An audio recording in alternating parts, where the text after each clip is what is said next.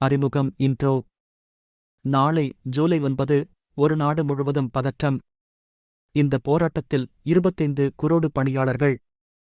சமூக நிர்மாணத்தில் பாதிப்பு. வங்கிகள், போக்குவரத்து, தபால் தொழில்கள் நிறுத்தம். தந்த பெரிய கேள்வி, இது யாருக்கான போராட்டம்? தவறான அரசியல் துன்பத்திற்கான எதிர்ப்பா? வாழ்க்கை தத்துவங்கள் சேனலுக்கு வரவேற்கின்றேன். என்ன நடந்தது?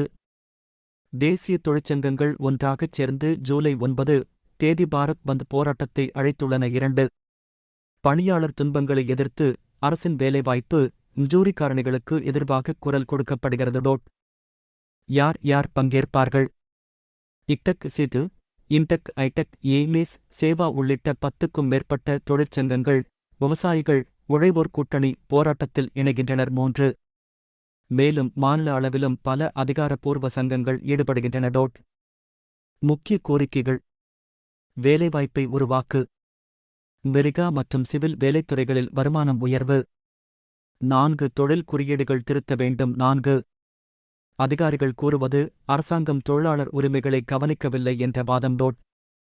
எது பாதிக்கப்படும்? வங்கிகள், பங்கு நிறுவனங்கள், சேவை பாதிப்பு. தபால், இரயில்வே, மாநில போக்குவரத்து, கனிமத்துறை, உற்பத்தியகங்கள் வேலைநிறுத்தம். இத்துறை 27 லட்சம் பணியாளர்கள் இணைகிறார்கள். இது பரிதாப விளைவுகளை ஏற்படுத்தலாம். 6 பள்ளிகள், கல்லூரிகள்.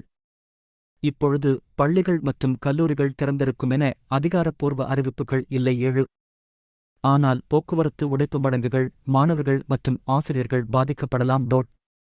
நிதிய சந்தை, பங்கு சந்தை. பங்கு சந்தைகள் வழக்கமென்று திறக்கும். என்எஸ்இ பிஎஸ்இ நேரடி வர்த்தகத்துடன் 9-5-3-30 PM வரையிலும் 8 இறுதி கருத்து: நாளைய போராட்டம் வழக்கமின்றி ஒரு விழிப்புணர்வு. கடந்தது.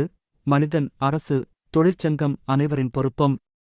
இந்த மாதிரி உடன்படலு ஒரு உடைந்த தாள் போல் போட்டீங்கன்னா அது ஒரு சமுதாயப் பிழை. நாணயத்தை மட்டுமல்ல, நம் இனிப்பையும் காப்பாற்றுவோம். வாழ்க்கை தத்துவங்கள் சேனலில் மீண்டும் சந்திப்போம்.